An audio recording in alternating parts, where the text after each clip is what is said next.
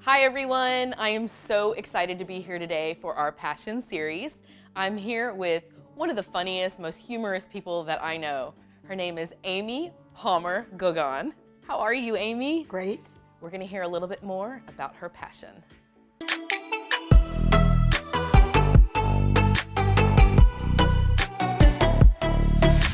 Amy, I'm so glad that you're here with me today. Thank you for being here. Thanks for coming to my house. I appreciate it. Well, your house is just full of you, and it just screams Amy when you walk in here. And I'm sure the whole family. Sure, the kids, art, everybody is in here. But it's so unique to kind of be surrounded by your passion. What are you passionate about? What is the passion behind your movement here? I've always had a passion for art and creating. It's a part of me. It's almost like my own therapy. It's my own happy place. It's the place where I relax the most, where I let go of everything else and I get lost. And everything else goes away. Time goes away. And I enjoy every bit of it. The business part is a plus. That just happened after the passion. So that's what makes it amazing. That's what it's kind of a bonus. It's like, oh great, I can make money off of what I love to do. And it just sort of evolved from just doing what I love. Yeah, I mean, there's something to be said about living your passion. And I think that's become this discussion that we have out in the world. Like, you know, what do you love to do? But you knew it early. Like, I think we're sort of all still discovering it, our generation, but you got it. You know, something that I wonder about being an artist, I think it takes a certain set of you know what, because I mean, you're really putting yourself out there. I mean, you're saying to the world, this is what I perceive to be beautiful. This is what I perceive to be artistic, you know, and you're judged. Is that hard? I mean, or are you just so past that point? You know what? I never felt that way. If I make something and I believe in it, for instance, I lived in West Village and there was a store underneath me and it was a gift store. And I was like, you know what? I'm painting. I'm going to walk in there and say, I make these paintings. Do you want to sell them at your store? You could take a percentage. And I never think when I do something like that, what if they don't like it? I think they're going to like it. Maybe it's a little cocky, but that helps me. And if they don't, then I'm going to try the next store. And if they don't like it, I'm going to try the next store. I believe in what I do. And if I love what I do, then there's a sense you have to take rejection somewhere. You always have to have rejection in life 100%. with anything, but you just have to keep trying. And then, you know, somebody believes in you and they take your stuff. And I had the most amazing success there. I basically had my own store underneath me. I would just bust out paintings, bring them downstairs. Fabulous. They would sell them. And then it went to journals and greeting cards. And, you know, same thing. I made some onesies. These baby onesies with rocker, and I went into another store at West Village and said, I make these, can you sell them? And they sold them. Again, I think that takes a certain personality, but maybe that's the true artist spirit. I love that because I do think that so many people are trying to be a little bit of something they're not, or they listen to opinions, and I love to have other people's opinions. I want to have your feedback. But I think there is a fine line between taking people's feedback and changing the game for yourself. Has there ever been somebody that was, challenged you and said, oh, I think your art should be this way, or it's too much of this or too much of that? And do you ever remember a time where that was something you had to get over? No, I don't. I've always, you have a certain style and nobody can really tell you to change your style. It's like changing a piece of you. Right. So, and each piece is different. A lot of pieces, they are a part of you. They're a part of your emotion, something that happened, experience in life. So, like you said, you're putting that out there, and sometimes it's even hard to sell a painting when you're giving that, because you're like, Right. wow, you're taking this happened to me, this is part of me. They may not know that, but I know what's in that painting. But no, each one is different, and honestly, I don't, even if somebody said to me, I don't like this and I want you to change it, I would say, no, I would never compromise myself or change who I am. I love that. That's amazing. And it takes, again, a certain sense of yourself. But I think that's an amazing spirit. So what inspires your art? Like, where does it come from? And you kind of mentioned experiences in life a part of you, but when does the artistic flair come up? Is it there all the time? It's there all the time. It's like my brain is crazy. So it's like finding a balance with kids, doing art, doing photo shoots, cleaning the house, laundry, and sometimes I feel like I'm literally a pinball in a pinball machine. I'm going to the computer, I'm getting up, I'm doing a load of laundry, and then I'm like, but I want to start this painting because it's right here. So it's all the time. So like an event might happen. I had to put my dog to sleep in March, and it was devastating. And literally about 5 paintings just came out of Frank.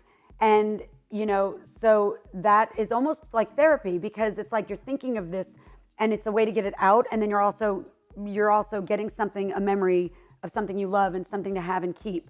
Another example, something I might see on the internet, there's a picture of a woman with a rifle sitting on a giraffe that she just killed as her hunt. So something like that, like it just angers me, bothers me. I'm an animal lover. So from that, and later I can show you, there's a painting called Fair Game, and that's the way my brain processes it, and then I put it out there. And the painting is basically saying, like, what if it was not a fair game and you were the one with your head on the wall? It sounds like you are like your own therapist, like as if you have this innate ability to deal with a situation, a scenario, by just literally taking the creative and artistic talent and throwing it out there. Does it help you heal? Yes. Is that the heal? It really does help, because it's just an expression. It's a way to express it. Some people can go talk to somebody about it. Some people hold it in, and I can't explain it. It just comes out, whether it's a book that I write, a kid's book, or painting, or just writing, or photography. I mean, it's just, like I said, when I'm creating something, everything else goes away around me. Really, the time goes away and I am in heaven. And it's just my peaceful place. The world puts different values on different things. To have come to the conclusion finally where for you, it's about the way that you feel life and see life instead of about, monetary things. I don't think it makes you sound like all that in a bag of chips. I think it makes you sound like you got it. Like you got it. And you're right. A lot of people maybe never do, but you got it. That's something to be very proud of. Thanks. Really, like that is amazing, because like we've said, you cannot take that from somebody. No, and never compromise who you are. Never change for anybody. Just stay true to yourself. And that's what I tell my kids. And that's what I want for my kids. I don't care if everybody's doing that or if everybody's doing this. You know what? When we get to do that, it's a fun time. It's a surprise, but never feel like I want them. I don't want to say I want my kids to be leaders. I don't want my kids to be anything. I want them to be who they are. And as long as they try and don't let fear run them, I'm happy. I want them to be happy, and I want them to be true to themselves, never compromise who they are. That's it. I'm happy. So in the journey of life, oftentimes comes some failures. Have you had any failures or anything that have swayed you along the way? Anything that I've ever failed just made me want to do it more or make me work harder. I've entered my art into different shows, and I've had great success. And if there was one I didn't get into, you know what? Maybe that wasn't the right art for that show, but I don't let it get me down. It's like one out of others, and I just try for the next one. And that just makes me want to do more and do better and evolve. And like, what can I change? What can I do to make my art a little different? Or, something that reaches a different audience, such as this one. I call this art squared, and this piece of art is mixing my children's art and putting it and making an abstract piece of art that you might want to hang in your house. And it's a way to keep your art instead of having all those papers everywhere, just your favorite things. The things that they've done along the way. So failure is just another way of trying harder and doing more. I don't really look at it. I love that. No, we have to fail forward. And I've had a lot of things that I would have considered a failure along the way, but I don't look at them the same way anymore. Do you think that you changed in your mindset, or you really never felt the failure? Everybody needs to fail to learn. You have to fail somewhere. Your kids have to fail, because then it teaches them to cope, and it teaches them what can I do then to succeed at what I was trying to do in the first place. that's in anything in life. So How has your art evolved? Like, how has it changed? Like, is it stylistically different? Do you go through different periods of time? Like, the Renaissance period and then right. the modernist period. I mean, how does that work? So looking back, when I think about, as I said, you evolve as you evolve. Like, your art evolves with you, with life experiences. And I look back and some of the stuff I would be embarrassed by and not want anybody to see it. But at the time, I thought it was good. But you do go through phases. I went through a music phase where all my art was based around like music, and I used bolts and metal and stuff like that. So it really does change. It just depends on the mood. And you just, like I said, you keep coming up with new ideas. You might see something, and then you take that little thing you saw and then you turn it into something else. So I think it's always changing and evolving, just like anything in life. Everything changes and evolves. So my art changes with me, I guess. And that's how you know you're changing. Yeah, exactly. Oh, I must be changing. When you see like a painting that's all wrinkly and old, I'll probably be like 90. It'll be all crinkled up with just like a brown dot on it or something. I can't wait to see it.